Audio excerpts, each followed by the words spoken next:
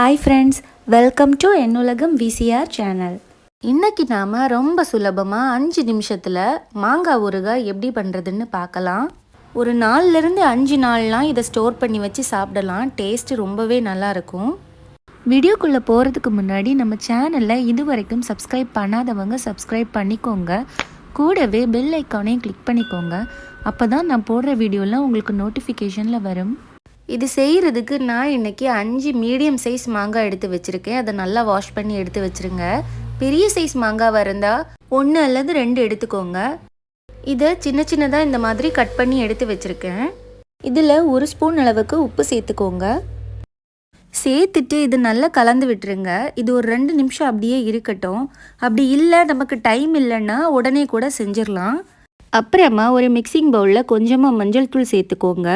அப்புறமா 1 table spoon மிளகாய்த்தூள் சேர்த்துக்கோங்க. சேர்த்துட்டு இதில் 1/4 டீஸ்பூன் அளவுக்கு பெருங்காயத்தூள் சேர்த்துக்கோங்க.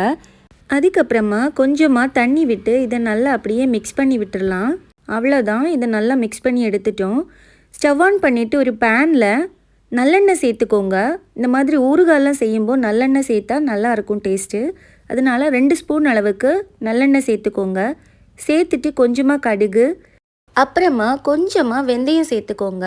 இன்ஸ்டன்ட் ஊறுகான்னு சொன்னதுனால தான் நான் அப்படியே வெந்தயத்தை சேர்த்துக்க சொன்னேன். அப்படி இல்லாமல் ரொம்ப நாள் ஸ்டோர் பண்ணுறதா இருந்தால் வெந்தயத்தை வறுத்து பொடி பண்ணி அதை சேர்த்துக்கலாம். அப்புறமா 1 அல்லது 2 காஞ்ச மிளகாய், கொஞ்சமாக கறிவேப்பிலையும் சேர்த்துக்கோங்க. சேர்த்து அப்புறமா நம்ம கலந்து வச்சுருந்த மசாலா தண்ணி இதில் சேர்த்துடலாம். சேர்த்துட்டு அப்படியே கொஞ்சம் கலந்து விட்டுருங்க. இது கொஞ்சம் கொதிக்கட்டும். அந்த மசாலாலாம் எண்ணெய் கூட நல்லா மிக்ஸ் ஆகி வரட்டும். அப்புறமா நம்ம மாங்காயை இதில் சேர்த்துடலாம். சேர்த்துட்டு இதை அப்படியே நல்லா மிக்ஸ் பண்ணி விட்டுருங்க. மாங்காயெல்லாம் ஃபுல்லாகவே அந்த மசாலா கலருக்கு மாறணும். அது வரைக்கும் நல்லா மிக்ஸ் பண்ணி விட்டுருங்க. அப்போ தான் டேஸ்ட்டும் நல்லாயிருக்கும். இந்த மாங்காய் மசாலா கூட நல்லாவே மிக்ஸ் ஆகிடுச்சு. இப்படி கலர் மாறுற வரைக்கும் மட்டும் நம்ம மிக்ஸ் பண்ணி எடுத்தால் போதும். அவ்வளோதான், நம்ம சுவையான மாங்காய் ஊறுகாய் ரெடி ஆகிடுச்சு. இது செய்கிறதுக்கு ரொம்ப டைம்லாம் தேவைப்படாது.